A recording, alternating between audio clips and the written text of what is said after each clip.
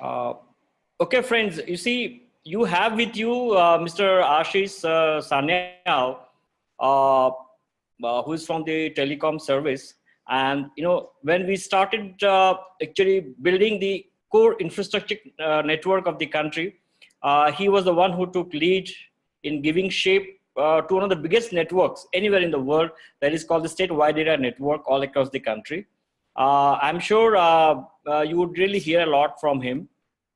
And when we talk about e-governance and when we talk about information technology or we talk about technology, network is one of the key things that we need, in fact, to enable anything. And all the states, whether you are aware of it or not, are connected today on the state-wide area network, thanks to all the efforts that Mr. Sanyal has done. Nevertheless, I just want to start. I want to give you a perspective. You see, I personally feel that forest service is a service where we are giving service to not mankind, we are giving service to God. We are giving service to all those who can't express themselves, to the mute, to nature. And it's a very important service. Now, with the changing scenario in the world that you see, I personally feel that the responsibility of all of us as forest officers is going to increase manifold. And whether we wish or not, technology, which is going to be all pervasive, is going to be around us all the time, and we are going to get more and more of it. Today, you are in about 20 years of your service, and I have had about, say, 28 years of service, and I've seen that technology is growing by leaps and bounds. And forestry and wildlife sector is one such sector where you cannot do without technology. I want to give you an overview of technology. It's not, I would not say it's an A to Z of technology, because I wouldn't be able to cover all of that, but I just want to give you an overview, maybe just open up your minds to what all lies in the forestry and wildlife sector for technology, though I don't have much time to actually go into details of each of them, because each of these technologies have their own nuances, and they are subjects in themselves. So one could talk hours and hours about them. Nevertheless, just let me start. I have a very small presentation. The idea is to be more interactive, and I should be happy if you interrupt me, or I'm not really sure whether I can see the video when the presentation is running. I just want to give you just start my presentation.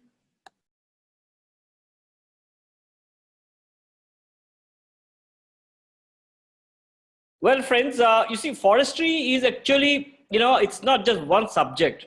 It's what I call, it's a multi-level strategic planning. It's about landscape, it's about small areas, it's about the entire environment, and it's about the entire earth.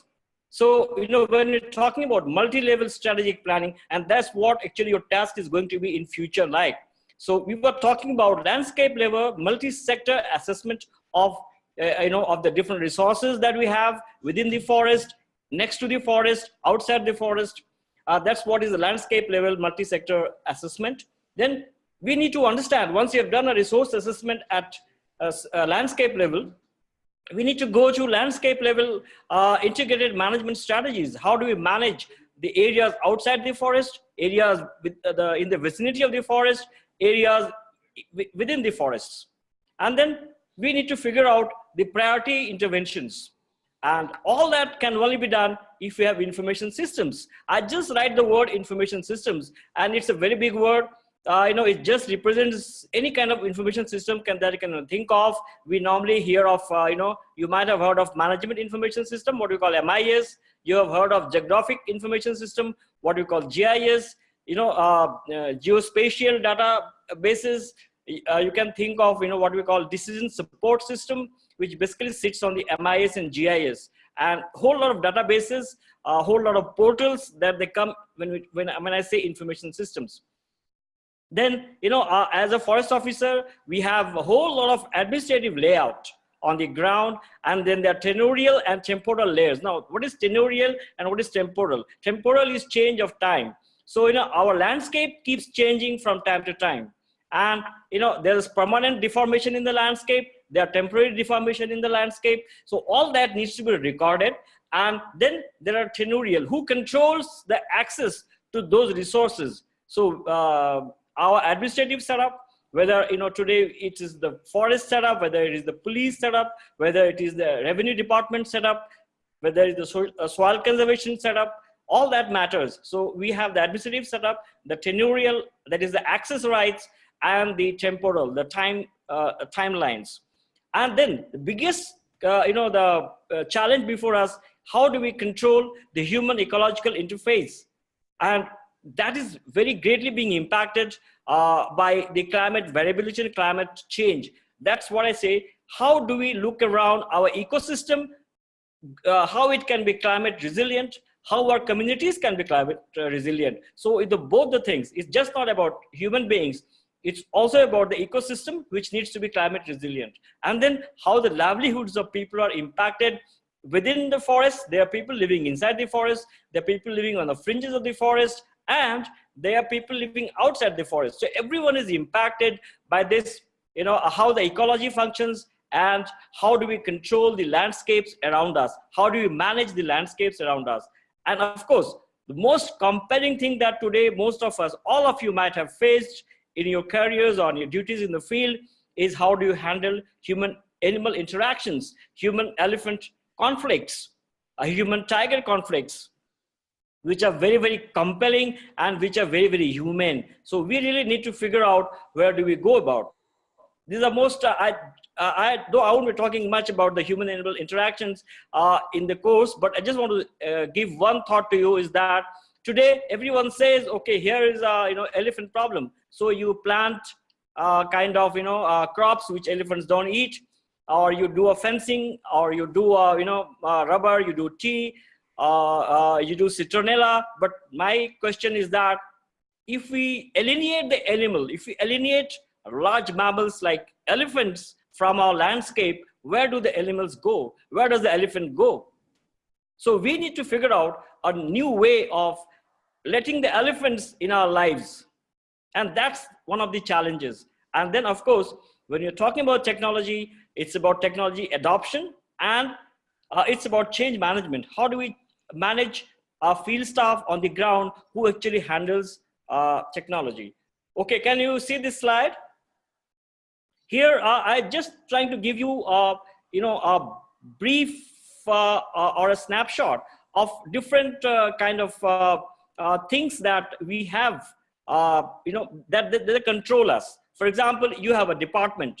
Your department may have some vision, or your department or your wing may have certain mission, and you have certain goals and objectives. You want to achieve certain amount of plantations or nurseries, or you want to have certain level of animal populations in your wildlife areas. And then, look at the, the international scenarios. You have the sustainable development goals that you need to follow. You have the goal 12, 13, 14, and 15, which are very much aligned with our forestry and wildlife mandate. And then we have restrictions like the CITES.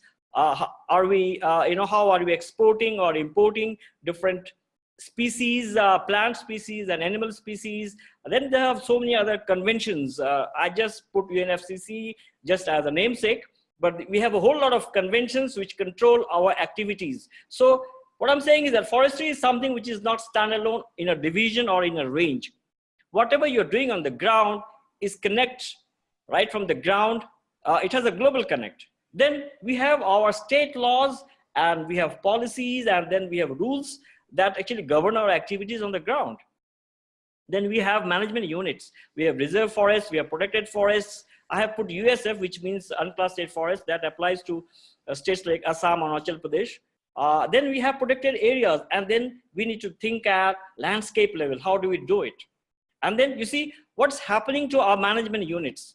Our reserve forests, our protected forests, we have human population around them, we have cattle population, there's a lot of land pressure. And what is this, what I call is a sink, is, as you know, that forests are sinks for carbon dioxide gas, they're sinks, we have wetlands that also act as sinks. So, there's a lot of pressure. So the one of the biological activities that the forests are performing as a sink, even that activity is under pressure, which means that the sink efficiencies are going down and down. And then how we have, how the population, we have forest villages, we may have Tonga villages, we may have other settlements on the fringes, and then we have the public, who are not directly in the forest, but they are surrounding us. We have the businesses, we have media, and we have a whole lot of people surrounding us. So, that's the interface that we need to maintain with them. And then, we have all kinds of documents. We have working plans, we have management plans, we have micro plans, and now probably if some of you may also be having landscape level plans. So, with all these things, so we have international regulations, we have micro level plans, we have the people surrounding us, we have the pressure on the forest, and with all that, we as a forest department, what are we reduced to? So we have manpower, we have people, who want to do work on the ground. Then we have what kind of materials we're having at our disposal. Then what kind of funds that we're having at our disposal, resources, what kind of machine, that is technology that we are going to have at our disposal. And then what is it that today people are looking for you to deliver on the ground? So people want timber, people want fuel it, people want NTFP, people want good recreation, wildlife. And yes, people also want that our source functions, that we provide oxygen, we provide clean air, that got to work. You can look at Delhi, what's happening there. You can also look at sink functions. We need to suck all the CO2 that whoever produces. So all the automobiles, the industries, whatever they are pumping and fuming in the air, we need to suck all that. And at the same time, we have some control parameters. For example, what's the per capita forest cover? These figures are for Assam, so we don't have to really bother about it. So we have, for example, the per capita growing stock. Our per capita growing stock, as the population grows, these figures will be dwindling down. So as the population increases, these parameters are going to go down. So what do we do as a strategic planner? What's our role? And you see, we are also need to do our resource accounting, means what's happening to our resource, what's happening to our landscape, what's happening to our PA and RF areas. For example, we need to figure out where are our baselines, where did we start, what kind of productivity we are talking of. Then time series, I talked about temporal changes that are happening. Then we need to figure out what are the gap between demand and supply, or what is the gap between expectation and our delivery. And then can we do a path correction in that? And all that, it leads to loss of productivity. Then we have the forests are shrinking, and this is actually a positive feedback loop, which puts further pressure on our forests. So where are the leaks? For example, if you're talking about resource accounting, then we need to look at subsistence level. That is the people who are in the surrounding of the villages. They are they are subsisting on the forest. They need the food, they need the fodder, they need the fuel, they need the NTFP to survive. So you can't deny them. Then we have business level. We have companies. We have people needing plywood. We have people needing timber. We have people needing veneer. Where does that come from? Then we have vandals who actually, impinge upon the forest. They intrude upon the forest. They break the forests. They fell trees. They poach wildlife. That's the criminal activity. And then the socio-political milieu. What kind of support we have of the of the elected political system? What kind of support we have from the Gaon Panchayats? What kind of support we have from Jila Panchayats? What kind of support we have from the member of legislative assemblies, MPs, and all others? So unless we have all this gamut of things in our hand, and for that, actually, we need some kind of technology to help us assess and to tell the people that where they are and where they're going to be tomorrow. So what kind of technologies, for example, you are all very familiar with these things. I don't want to go into details. You got to have a survey and mapping, satellite images, then growing stock assessments, carbon assessments, then monitoring cycles. For example, FSI has a monitoring cycle of 2 years for our forest cover. Then we have GIS, MIS, then enterprise resource planning solutions. I don't think any one of us have got that, but I believe Madhya Pradesh or Tamil Nadu or Karnataka are very close to that. Then all that gets into decision support systems. And then we need to assess the demand of the market, then the supplies we need to understand, we need to figure out. Then can we do production substitution? Today is the, I know we're talking about climate change. So can we really substitute our forestry products with something else? Then how do we give livelihood support to the fringe population, to our forest villages and things like that? And when we are going to do all this, we have to think and talk of what we call in information technology, it's called business process reengineering. We need to rethink and rethink about our business processes.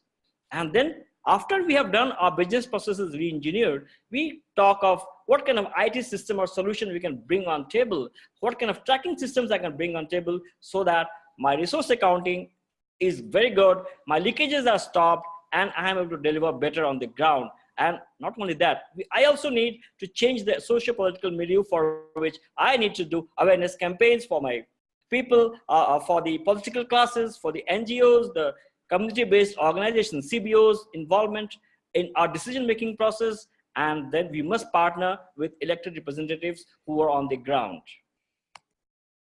Well, so when we do all this, we can break this in form of technology. This is just a small sample. This doesn't represent the whole of it. Say, for example, when you talk about survey, then we have GPS, we have DGPS and things like that. We have total station. When we're talking about monitoring, we have satellite systems. We can develop sensor systems to monitor. When you're talking about eGov, already you are talking of, say, some people are talking about e-tender, there are e-office applications, and there are a lot of applications on portals that you can have access. And you know, when we're talking about, say, for example, transit passes, which are electronic, payment systems, which are electronic, and then we have GIS, we have MIS, we have decision support systems, and a couple of things that add on that. One is that IoT is coming in a very big way. It's also coming in a very big way in forestry sector. I shall be talking a little bit about it in course of this discourse. So big data, I shall be talking briefly about it also, if time permits. And then one of our core activities is that we have people on the ground. We have our forest guards. We have our frontline staff. So we got to make them smart. So it's the word smart is just not that it is smart. We want them to be really smart.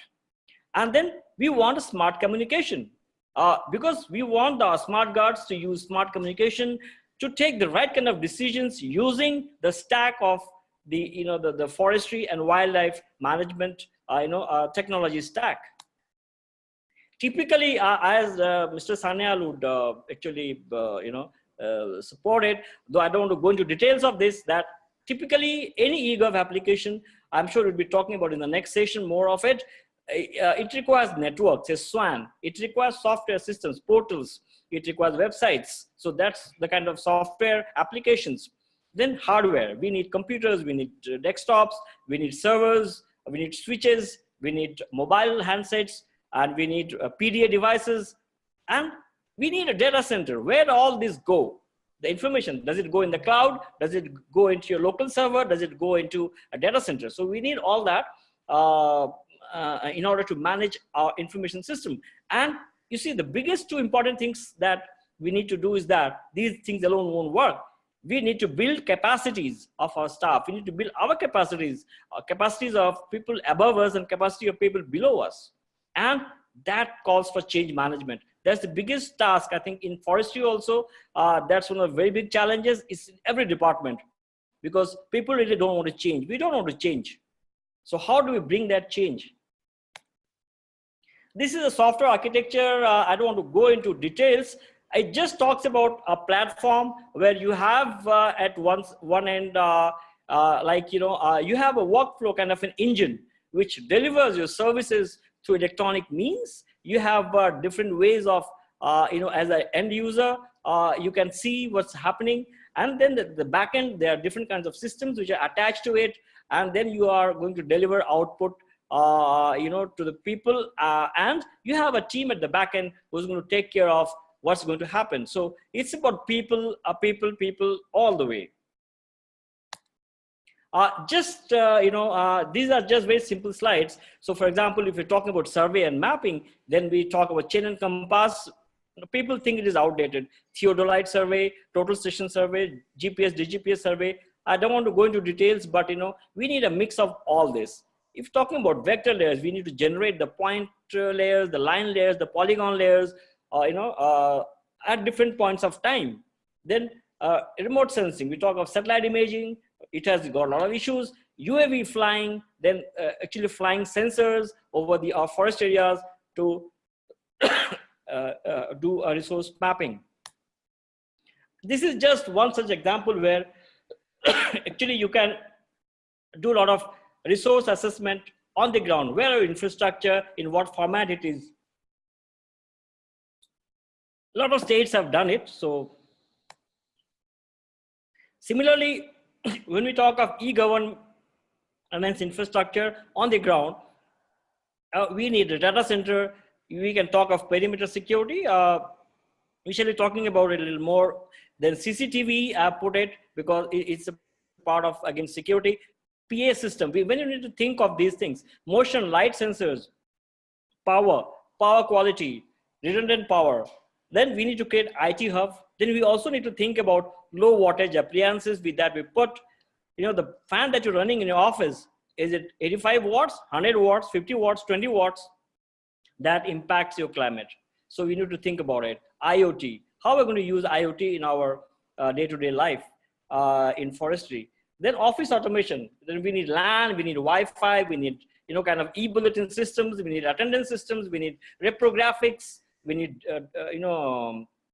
document management systems, we need e-libraries, we need IP telephony, video conferencing.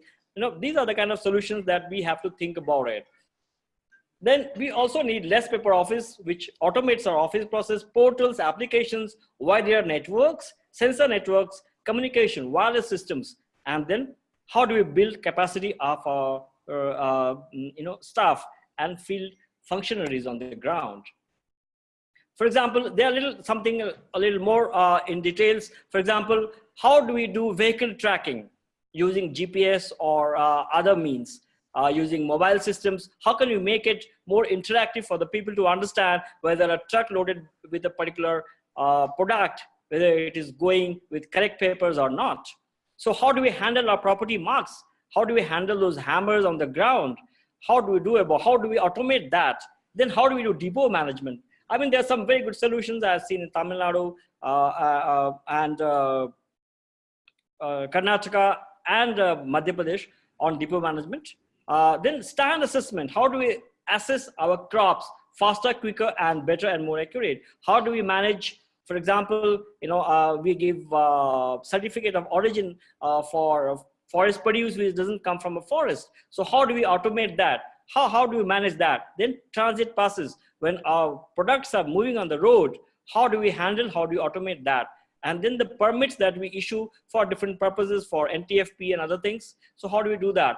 Then this is one set. Then there are other set of challenges in our technology. How do we manage our wetlands? How do we monitor whether they're shrinking, they're going down in quality, or they're increasing, or what's happening to the BOD over there?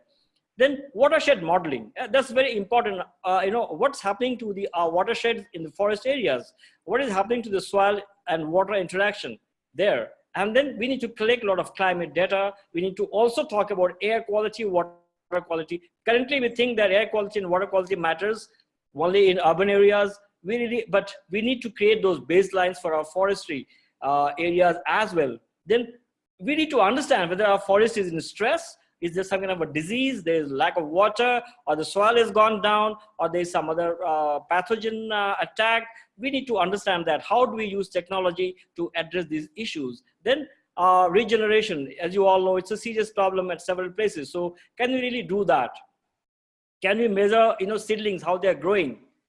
And say, for example, in wildlife, perimeter security, animal sensors. So there are a whole lot of things in wildlife security that we need to talk of. But then these are not very easy solutions. I just listed them, but then each of them are really, a topic in themselves. Habitat suitability mapping. Some people have done it, but then we need to do more of it. Straying of wildlife is a serious issue. How can we predict straying of wildlife using some of our devices and technologies? Then we would know that these elephants are going to go out tomorrow in this village, or the tigers are straying, or the rhino is going to move in some other area. Can we predict that by using technology? Then how do we reduce man-animal conflict using technology? Then population, that is estimation of the wildlife we can do. And of course, research and analysis. So all the data needs to go we need to come out with, R&D. Well, we also need to talk of our people. You see, we just don't talk about technology. When you talk about technology alone, it's not good, and we cannot succeed unless our people on the ground really know what they are going to do with the technology. So we need to equip our people on the ground in a better way. So what I'm saying is that we need to make smart guards out of people. Our guards need to be really smart.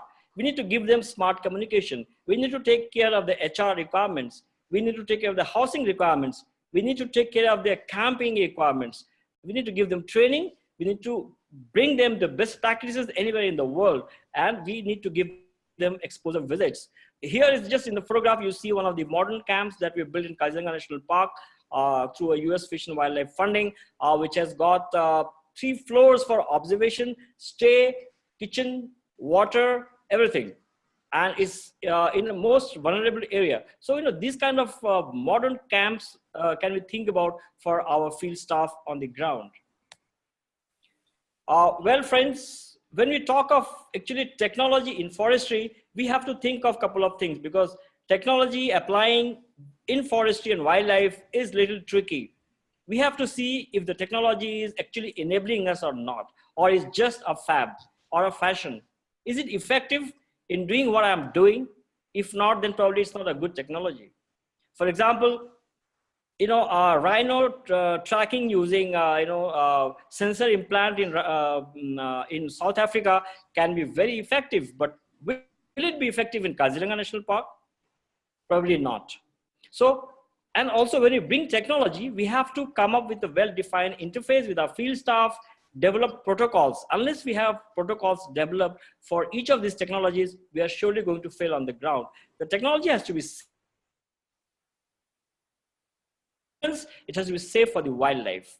For example, a lot of people say that we need to plant, we can put a lot of sensors, we can put a lot of Wi-Fi equipment within the wildlife. But then there's a question, how much of power we can pump in a wildlife area? That we have to ask that question. So the radiation limits need to be safe for the animals, need to be safe for the human beings. Then the technology has to be ergonomic, which means it's got to be good, user-friendly to the field staff. It has to be practical technology, and it has to be efficient. At the same time, environment-friendly. Every technology is not environment-friendly. First thing is, it may be consuming very high power, it may be giving a lot of high radiation, or it may be just kind of scaring away our wildlife, or it may impact, say, migration of birds. So when we talk of technology application in forestry, then we have to look a little different. I'm just giving you a kind of technology spectrum. It's just, what I was talking about is ABCD of it, and you all may be aware of it, know it. Say, for example, when you talk of IT is a whole basket of things. Just for example, it's hardware, software, networking, data center, client and devices, mobile applications, portals, and so many things. IoT. Now, you see, when we talk of IoT, we are talking of a whole lot of things, equipment, sensors that can go around in our forestry and wildlife management, and the data that is being generated every second, every minute, that gets into our system, that constitutes what I call the big data. We have a lot of videos, cameras running around, installed in our different wildlife areas, forest areas, other places. They generate a lot of data. So all that data, you have a lot of gates which are being automated, that data. So there's a whole lot of data which gets into this regime of big data, and we need to develop our big data analytics for the forestry sector. I'll be giving a couple of examples. Then we have automatic weather stations. A lot of states have done a lot of installations of automatic weather stations, but I'm not sure whether actually we are analyzing these data and patterns. Then we need to talk of technology in survey and sampling. Technology has moved a whole lot. LIDAR is just one of the examples. Now you have got vehicle mounted systems which are pretty good, which can give you 360-degree view and profile and entire contour of your survey area. We have remote sensing and GIS, but then we need to really, I'm not talking because I think you had a session on remote sensing and GIS already last 2 days. Then we have a lot of surveillance systems that's applicable for forestry installations, that's applicable for wildlife, that's applicable for vehicles movement and things like that. And voice communication, that's wireless. A lot of wildlife areas have voice communication. States like, some states have implemented voice communication all across the department. Then we have all-terrain vehicles. That's what actually, as a technology, we need on forest, where you can move all kinds of terrains. We need unmanned aerial vehicles for surveillance, for monitoring, for resource mapping. Then we also need technologies like, night vision devices, thermal imagers, handheld imagers, fixed imagers, which can give us a good point of view at night and daytime in all kinds of weather conditions. Then, of course, here is another spectrum of technology, of which maybe you are familiar with, nursery technologies. Then firefighting, some of the states have done wonderful work in firefighting systems. We have in several states. Arms and ammunition. It also needs a lot of technology in order to operate. Then veterinary care. When you're talking about wildlife, we need state-of-the-art veterinary care. For example, we need to scan and we need to figure out the health monitoring, the vectors, what kind of vectors are coming, the migratory birds, to take their droppings and do the analysis and figure out if there's any active vector entering my wildlife area or not. Do I have a threat of anthrax or some other pathogen that can really damage my forest and wildlife? Then DNA and forensics is a very, very big area. Forensics, for example, we have a lot of gunshots happening in the forest areas. Poachers are getting in. Can we do the signature of the rifles, the signature of the bullets, where from they're coming, so those kind of things. Then the DNA profiling of the wildlife. Already across the country, the DNA profiling of elephants is, especially domestic elephants, is happening. But here what I'm talking about is DNA profiling from point of view of forensics. One such example is from South Africa. They have developed a system called RODIS. I'm sure you might have read about it, or in the academy, they will have taught you about it. This is rhino DNA indexing system. Even if you take a horn of a rhino anywhere else to any other place, and if I have the DNA mapping, I can find out whether this rhino horn belongs to Kaziranga, or it belongs to Pabitra, or it belongs to South Africa. So that technology is there and it is possible. So those kind of technologies we have to think and talk about. Then animal rescue technology is a whole lot of technology in wildlife when you talk of animal rescue.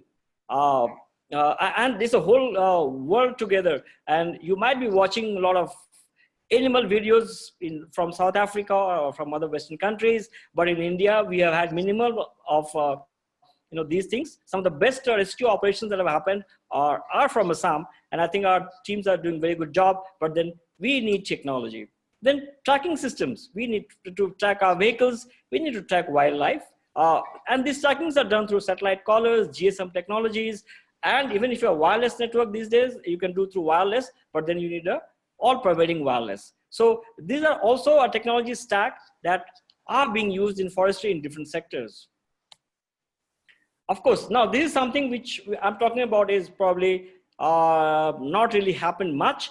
And you may ask why we need all this, but then the future demands it. We have to have flood and drought forecasting systems, because most of our forests are in the catchments, most of our forests are on the watersheds, and we need to figure out what's actually going to happen. And especially when you look in terms of the floodplain areas, then we need to figure out where are what water levels, for example, is very important for places like which are situated on the floodplains. For example, if I take the example of Assam, I would say Kaziranga needs this kind of a system. Pabitra needs this kind of a system. And so any of our ecosystems which are situated on the river banks, forestry areas on the river banks, they need this kind of forecasting systems. Then we need to develop terrain models that we have not done actually. We need to develop a lot of terrain models and to see how our terrain behaves to different conditions of rain. Of course, this also is a part of the flood monitoring system. And then you see the climate models are not perfect. A lot of models are being tried everywhere in the world. We need to develop models for ourselves, because we need to look at our microclimates. what's happening to our microclimate, how our microclimate is changing or getting affected by the global symptoms. Then risk management systems and models.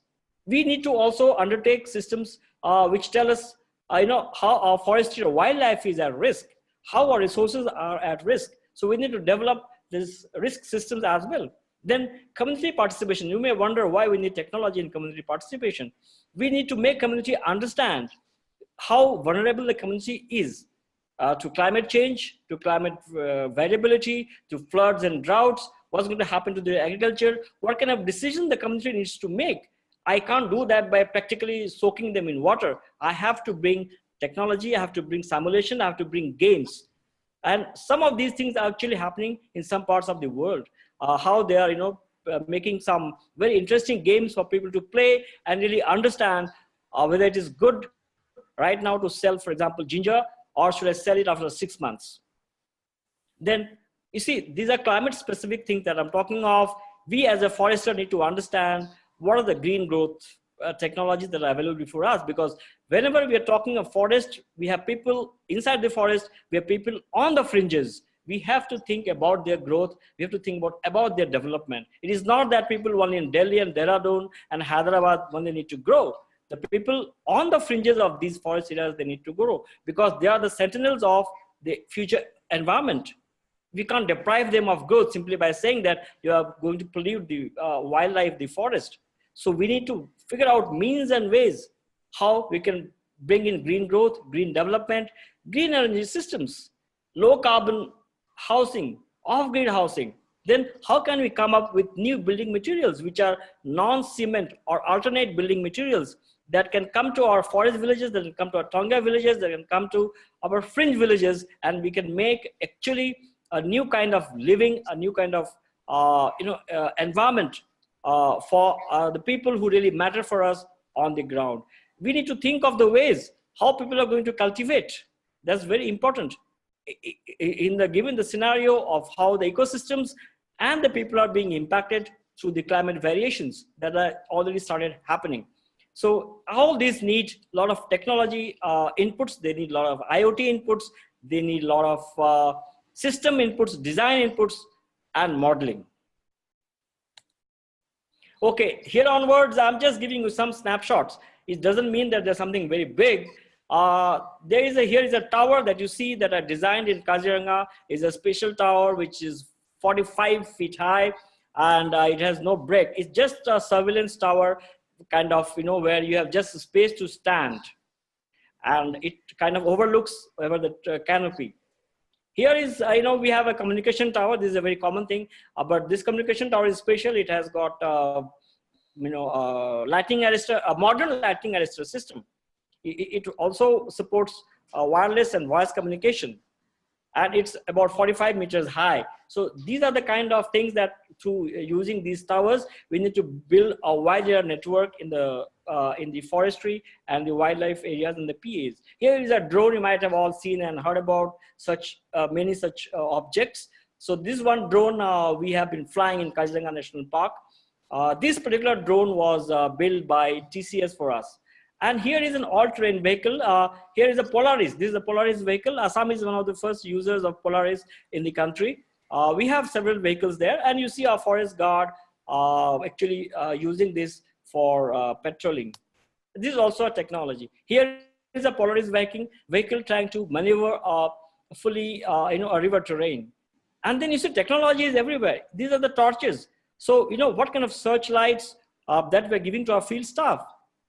And is it easy for them? Does it make their life easy, or it is just get bogged down by the fog? So when we select even searchlights, we have to think, what is the right technology for a searchlight? So though it looks very simple, we think of torches, but then a lot of innovation has happened in searchlights, and we need to bring those innovations in our field staff and forest areas. And then here is a camera trap. It's very common. The reason why I put it here is that you see a photograph of a person carrying a gun. That's a poacher. So, this is a camera where what we use is not a white flash, but it's a black flash. So you really don't see when somebody passes through, there's a motion sensor and the flash, it flashes, but it's a black flash, it's an IR flash, so the person doesn't see. So that's how his photograph has been tracked using this. So there are a lot of innovations that is even needed in this kind of IR flashes, cameras, and communication, wireless communication, so that we can figure out who's going or who is kind of trying to intrude in our forests. But then again, these are some of the frontier technologies where a lot of companies are working, but really not much has been achieved. Yes, you see here is a small map. It looks very nice and cute. What we all keep talking is GIS, but then you see it's not that easy. There are a lot of issues when we use a GIS technology, but I'm not going to details of that. Here is a total station, and here is you can see a boundary pillar, but then again, there is something we need really a mix. When we talk about GIS, DGPS, and GPS, a whole lot of technologies come into play. So it's just not that you have a standalone DGPS and you can solve something. So it needs a mix of technologies to really solve a problem on the ground. Yeah, here just you see here is a blueprint of what I was talking, devices that could scan on the ground on a road. It's a highway, so it's a schematic of a highway where one could figure out if a truck is passing by, then what kind of goods it is carrying. Does it carry a forest good or not? So there's a control room which can actually check what's going on. So here is, for example, this truck is carrying, say, forest produce, and then we know so there are devices which capture the driver, the devices which capture the number plate, and the devices which capture the goods. So, these kind of systems need to be actually developed. So now this is a very simple system, but this can be made more complicated by putting some more sensors on it. And yes, here is a snapshot of Asia's first wildlife, automated sensor, which has been put in Kaziranga National Park. I actually happened to design the system. It was under the Green Tribunal order of the Honorable National Green Tribunal. So here you see, this is a very simple sensor. It works on 8 optical and thermal cameras with a 360-degree view and solar panel, because there is no power anywhere. And here is a view of an elephant actually crossing the road, and the system giving signal that you need to stop the traffic on the road. So and the sensors are operated automatically. Of course, this is a mobile system, so there's nothing big about it. So you could do a lot to use mobile apps. So these days a lot of people are developing mobile apps, and we need to really use mobile apps. You might have heard in Karnataka, they have systems for tracking the field staff, where they're going and what kind of duty they are doing. So this is a similar system. So these are not very difficult to develop, but then we need all that on the ground. We need to train our field staff how to report incidents which are happening on the ground using a GPS enabled smartphone and one mobile app. Well, I think so much is for my presentation. Here is a picture. I'm giving it to you. Could you please, can you see this picture?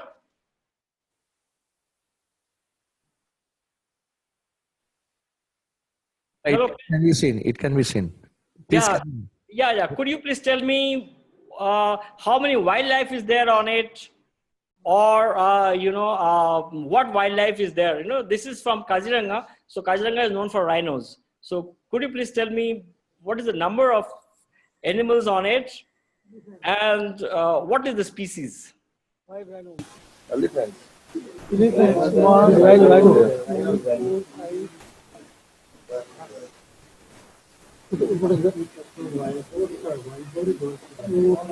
Wild boar. Elephant will not come here. You see the compare the elephant with the wild. Hard of elephant. Rhino or hathi hai na? Elephant. Rhino is a bit far. One rhino. Hard of elephant. Just hard of elephant. We have seen one rhino and around 6 elephants, 6-7 elephants. Okay, that's very good. There is no rhino. There are 7 elephants. Great. See, this is a picture taken from a drone. I have a, I have a. Where is that pen drive here? Yes, left. Okay, I'll just try to show you a snippet of. इसको रमना को बोलो ना pen drive जरा दो. हाँ, नहीं इसमें नहीं कॉपी नहीं हुआ. Can we run this? Yes, that's great. Huh? Tiger. See, this is a shot from the sensor of the animal sensor. Can you figure out what's going on here? Can you see the video?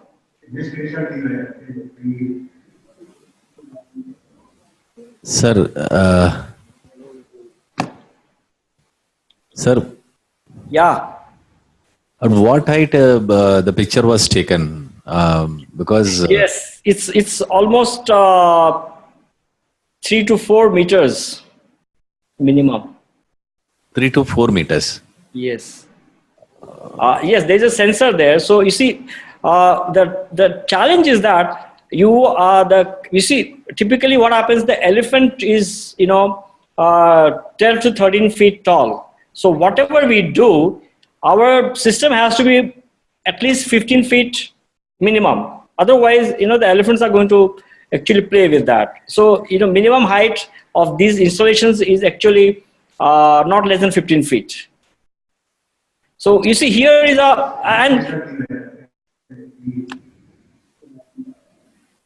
so you see, this is how difficult it is for the technology, but then the technology is so attuned. Here is a tiger passing by in the night, and this pitch dark, the staff actually cannot see. Sir, we are not able to see your presentation. Tiger slide we are. With the elephant. Oh, it's not visible? Yeah. Okay. Just Counting puzzle, we are still stuck up. Okay. Let me do. Okay, fine.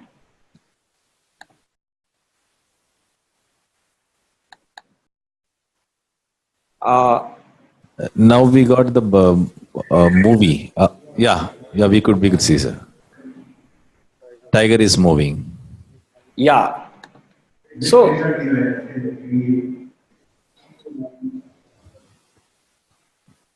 and then the sensor alerts the system that there is a tiger moving, crossing the road. I have one more. Actually, I want to show you a shot of a GoPro film. Let me see.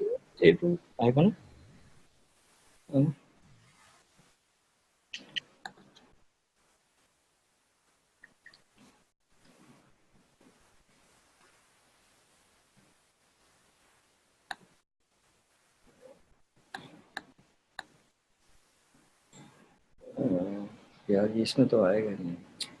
वो उसका pen drive कहाँ है ना? हाँ यार, वो कहाँ चला गया? अरे यार, he has left the pen drive. No, ये तक था कि बोलो पैसे लोग.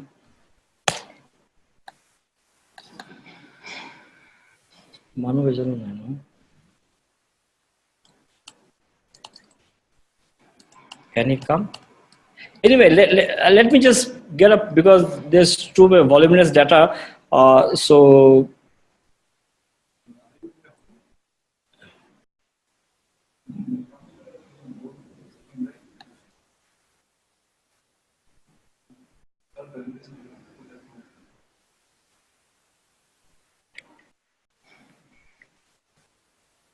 okay, I'll get the pen drive and I'll show you. But meanwhile, yes, I think we can have some interaction. Okay, I wanted to show you. Actually, I was talking about IoT. So just let me show you just 1-2 things. Though it's just look like a toy for you. In fact, IoT is a toy. What I was trying to show is that, see how IoT works. My idea was that I would have come there and I would have actually taken data and shown you. But then I can't see this. Here is this. Well, how do I do that? Yes. Can you see this controller? Yeah? Yes, sir. Yeah, you see, this is a small controller. It's a microcontroller. This actually you can buy in the market. It's called Arduino, a microcontroller, Arduino Uno. You see, yes, there you see Uno over there. So it's a small microcontroller. Here is the controller chip, and then there are connectors on the either side. So there are analog connectors and there are digital connectors. Digital means 0 or 1. Analog means you can set a value to the parameter, say 0 to 10, 10 to 20, 20 to 30, 30 to 40, 50 to 60, like that. And so this controls the sensors, and all you need to do is write a small program in your laptop, burn it in this microcontroller, and it is ready to go to the field. So, for example, here is a very simple sensor. You see, let me see. Well, how do I put it? Yeah, you see, here is a sensor which has got 2 prongs. So this is a soil moisture sensor. You see, so when you connect this soil moisture sensor and you program it, it's going to give you moisture levels of the soil, and it gives you the feedback on your either the file or the monitor or wherever you want it, or you can have a display unit. You can also have a small wireless attached to the controller. So the controller also works with wireless system. So it can transmit the data remotely to your field. So here is, this is what you call a soil sensor. So you just connect it using these simple connectors to the controller, and your sensor is ready. Similarly, here is another sensor. Okay, this is a very small one, the tiny sensor. This has 2 parameters to measure. It measures temperature and it measures humidity. So what you can do is you can just put this sensor connected to the controller, and you can take it in the field, and you can measure temperature at different points. So all you need to is make it little lengthy. You can put it at different points in your forest area, and you see how the moisture and the temperature profile vertically is there, or how the moisture and temperature profiles are varying across a given line. So these are very simple tools. So once you do this kind of things, we would really need, this will give us a better understanding of how our microclimate is actually built. Why we need IoT is not because we want to figure out where global warming is happening or not, but we need to address, does our microclimate get affected by things, and what things and how?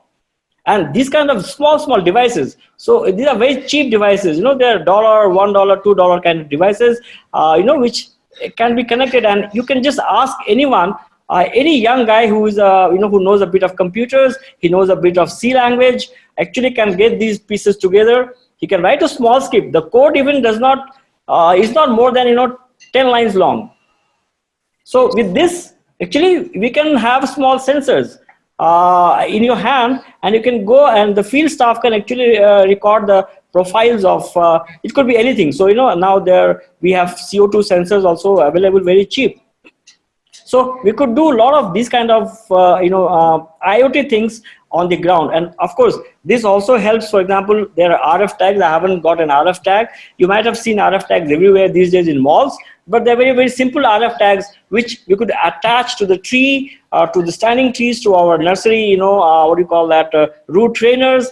And when you shift it from in a high-tech nursery, when you shift it from one chamber to another chamber, what time you are shifting, after what interval you are shifting things, that you would actually able to automatically know and figure out whether your seedling is growing or not, what length it is growing every day, that also can be recorded. So when you're going to the forest, today you don't need to carry a tape. All you need is just a small device, which is actually EDM, electronic distance measurer, small EDM and a small camera. So what happens that you just point the EDM towards the tree, it takes the distance through the laser beam, and you click a photo of the stem, and instantly it gives you the girth of the tree. So your enumeration becomes that much easy. It gets recorded. The photograph of the tree gets recorded. And one thing, that the field staff has gone to the field because, otherwise he won't be taking these photographs sitting at home. So these are the kind of technologies that actually are available for us to explore. So I hope I have been able to cover something or give you something. If I think I'm open to questions and answers, and I should be glad to hear some feedback from you. And before I really, I end this, I really thank NGD and the Academy for giving me this opportunity to talk to young, you brilliant officers from the field. And I was really privileged to have to be before you. My only apologies that I could not be physically present amidst you. Thank you. Thank you, sir. Now the forum is open for discussion. Just a minute. Sir, one question. Yeah. This is regarding the EDM, which you had told, sir, that we need not carry any tapes when we go for inside the forest. And what is the cost of this electronic distance measuring device, sir? Yes, sir. You see, typically when it is a bundled package, it comes within a range of, typically, say, there are a lot of devices like this which are one or two sensor based, so they come below 10,000 price, actually. So that's the typical price of any such sensor system that you can think of. That includes, packaging, everything. Packaging in the sensor, what are the other things which come along with it, sir? Yes. See, what happens that, through these microcontrollers, you can attach different kinds of sensors. So in the market, for example, if you want to have solar insolation, how much sunlight or what is the the intensity of sunlight falling on the ground. So you have a device for that. You have almost like anemometer, what speed the wind is going. So there's a very small sensor. So actually it depends on what I choose. The rain gauze, which requires the collection of water. Otherwise, you have temperature, humidity. You have solar insolation measurement. You have wind. So all these kind of sensors can be put 4 or 5 sensors in one device. Beyond that, it becomes a little challenge of actually storing the data and training the staff. So typically, if you have 4 to 5 sensors like this, it should be about cost of about 10,000. You can actually custom order these kind of things also. But yes, EDM is a special one because EDM is a device in itself. EDM and a camera coupled together using a software. That's how it works. So it is different. And the sensors that I have shown you, these are standalone things. So, the moment you switch it on, it will directly give you data. But the EDM and this girth measurement happens through software interaction. So you need a camera and you need the distance measurer. So this is how it works. The net facility should also be available in those points, sir? Really not. See, the beauty of these things is that these technologies are not dependent on net. You can transmit, but you see, there's a limit. As I said, when you want to transmit something, the question of power comes, right? So you can transmit through a small wireless devices which can radiate within a region of 400 meters. So if you have a bigger system within a 400-500 meters range, you can transmit. But otherwise, they store the data locally. What we call it, there's a local log, and when you go to the nearest station, you can upload it. So you can just need a small portal where you plug in the system through these days USB plugins are available. So it'll just suck away the entire information and put it on the portal, or you can put it on a smart stick and take it.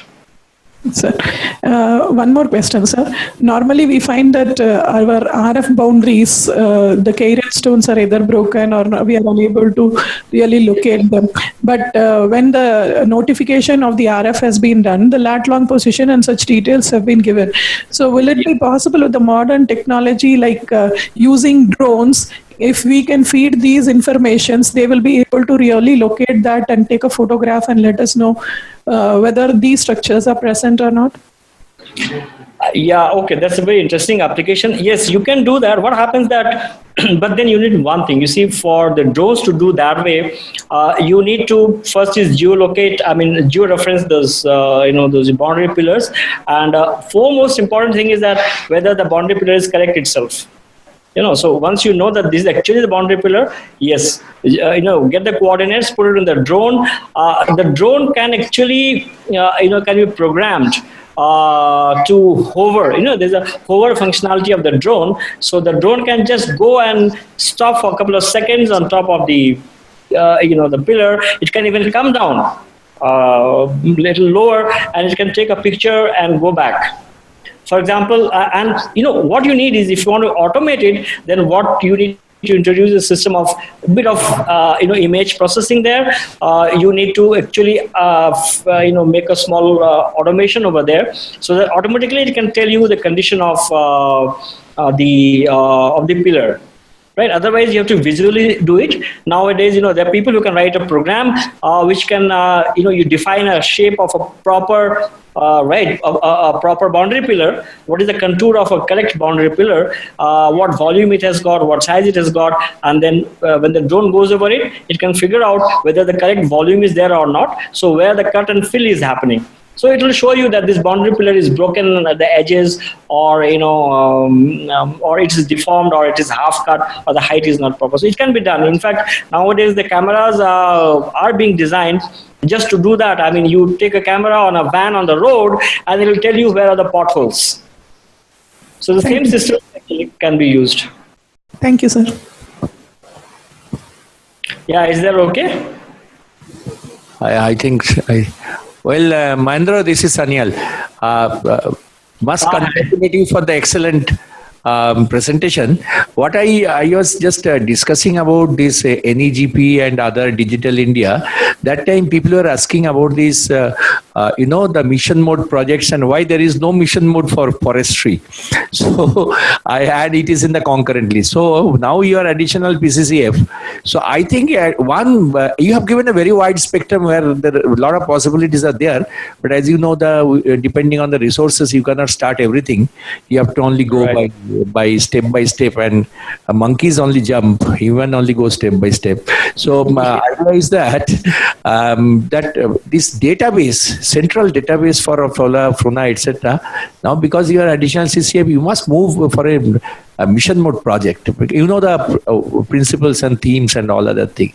You can do some sort of a prioritization exercise with a lot of things which can be done, and then try to get some money from the Digital India and have a countrywide pan-India mission mode projects, because I understand from my participants there are many things have been done and the back end is standalone wise, the silo type.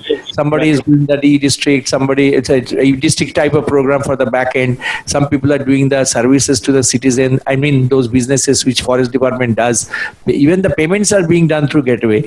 But if there is a big data area, if you convince the authority that forest sector is having a big possibility of big data, and this can add to the GDP and all other things if we really utilize those big data. And for that, you need a big database.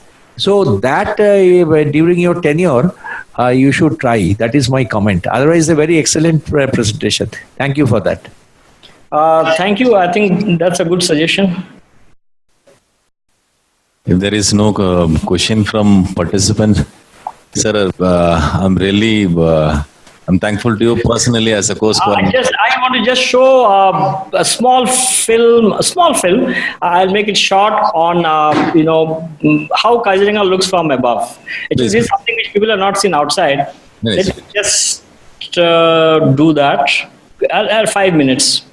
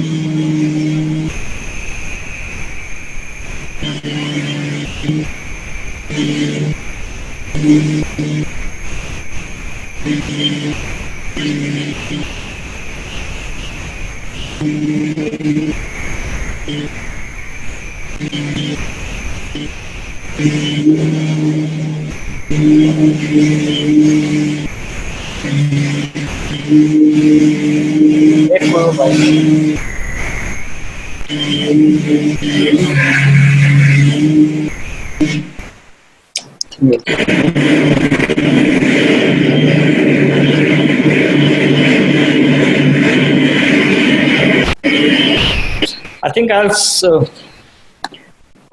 stop it here.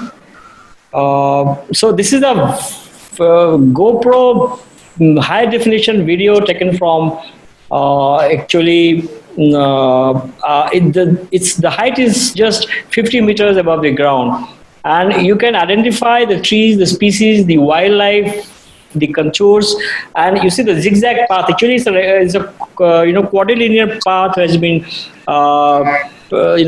programmed to map every square inch of that particular area.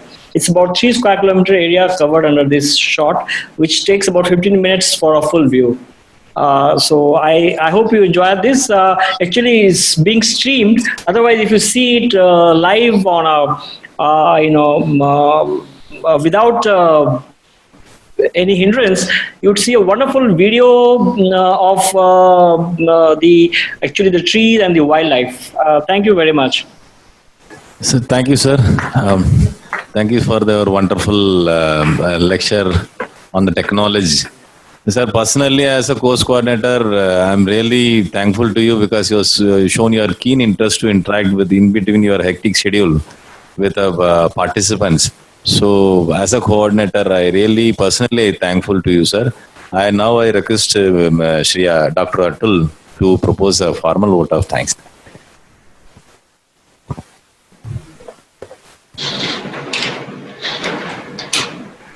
Good evening, sir.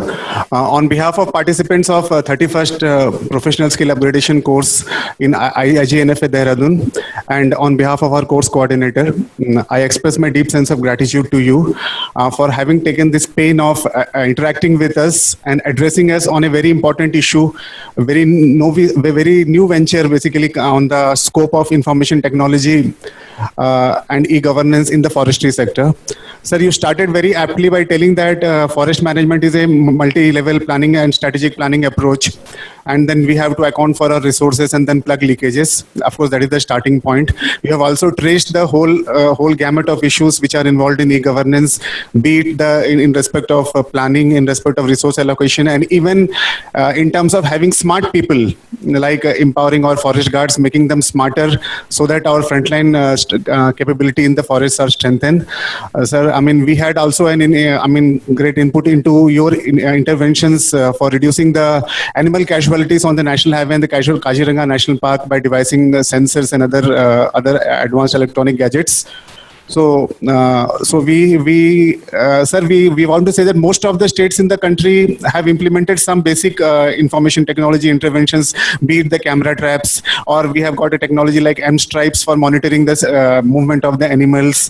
For instance, in the state of Goa, I can say that, sir, I mean, 2014 census had told that there are 5 tigers which are present there, but then there was a lot of controversy generated saying that such a small state cannot support. Then we had an intensive camera trapping technology, and then we could basically prove it beyond doubt that, okay, yes, we are having 5 plus 2 liters, 2 cubs also. And then that way it has helped us. So I think this M-Strap technology has helped us. Sir, you have definitely you are playing a pioneering role as far as this e-governance or implementation of IT tools in forestry sector is concerned. So sir, we feel that it's still early days for the forestry sector and the sky is the limit. We have a long way to go. And as Ashish sir has told, it may be not out of place for me to mention that, sir, you may propose some project, at least for the state of Assam, if not for the entire country, so that the outcome of that project can be replicated across the country in a mission mode, so that we get the funding support as well as it's time bound, sir. So I once again express my gratitude and thank you a lot, sir, for having addressed us. We have greatly benefited from interacting with you, sir. Thanks, and I wish all success to my fellow participants, and I hope they carry home the great message of IGNFA, which has been producing brilliant officers all these years. Very proud of the academy, and thank you all. I wish I could be really there. I'm really missing. And anyway, thanks a lot. Thank you, sir, and have a good day, sir. I also take this opportunity to convey our deep gratitude to Ms. Pooja Khandpal, who had facilitated this video conferencing session from both Hyderabad as well as Dehradun ends. And I'm very thankful to her too. Thank you so much. I must thank her as well and all the team, including my Amtron team, who have worked 2 days to make this happen. And I'm really very happy that Academy has got a good infrastructure, and that's really great. Thank you very much.